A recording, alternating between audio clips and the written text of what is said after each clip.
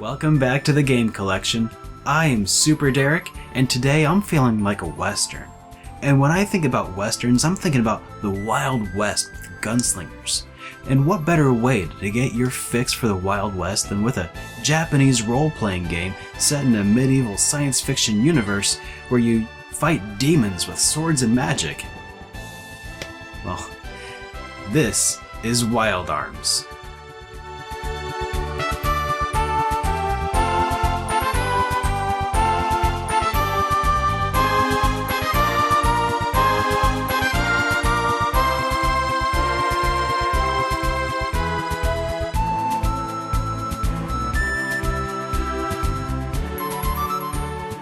Media.Vision outdid themselves with their first foray into the world of role-playing games.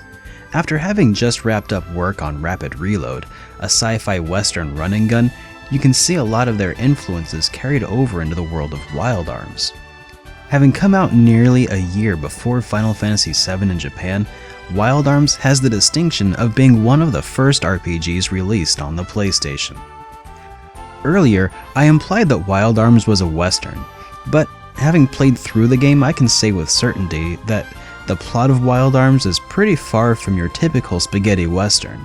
With nary a wagon train to circle or even a single bandito in sight, you'll be hard-pressed to find yourself in a Mexican standoff or staring down your rival at high noon in a duel. Most of the Wild West elements here are aesthetic only, but that's not to imply that this game is all hat and no cattle. In Wild Arms, you play as 3 individuals, each on their own paths. When the story opens up, you can actually switch between any 3 of them at any point using the start button. Eventually, each person's story converges with that of the other when a kingdom is brutally attacked by demons who are out to claim the planet of Filgaia for their own. That's when your band of heroes decide to team up to harness the magical powers and machines of an ancient society in order to restore peace to the land. Something that I really liked about this game is that, unlike some typical westerns, there's no single person or chosen one who could accomplish this feat all on his or her own. The game puts you in situation after situation where the team must rely on one another in order to solve puzzles or face demons of their past, both metaphorically and in some cases literally. Something interesting about Wild Arms is the fact that it feels a lot like a Super Nintendo RPG with the battle system of a PlayStation RPG. Exploring the world takes place in a standard top-down perspective, but when a battle starts up, the game kicks into a 3D battlefield. During battle, you issue commands at the beginning of each turn, and each party member has unique skills that develop throughout the game. Cecilia is a mage who specializes in both casting black magic and white magic, as well as has a unique talent for summoning guardians into battle. Jack is a swordsman treasure hunter who throughout the game learns devastating sword techniques, and Rudy is what they call a dream chaser, a drifter who has the unique talent for synchronizing with forbidden guns of the past known as arms, for which the game is named. Outside of battle, each character also has unique tools that they use to solve puzzles, such as bombs, a grappling hook, and a bottomless jug of water.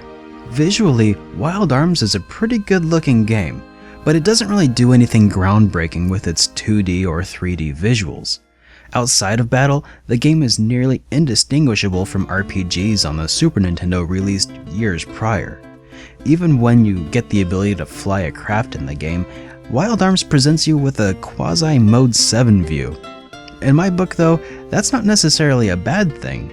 Some of the early PlayStation games that jumped to 3D early on haven't really aged well in my opinion, and by sticking with what's really a timeless aesthetic, they avoided that pitfall.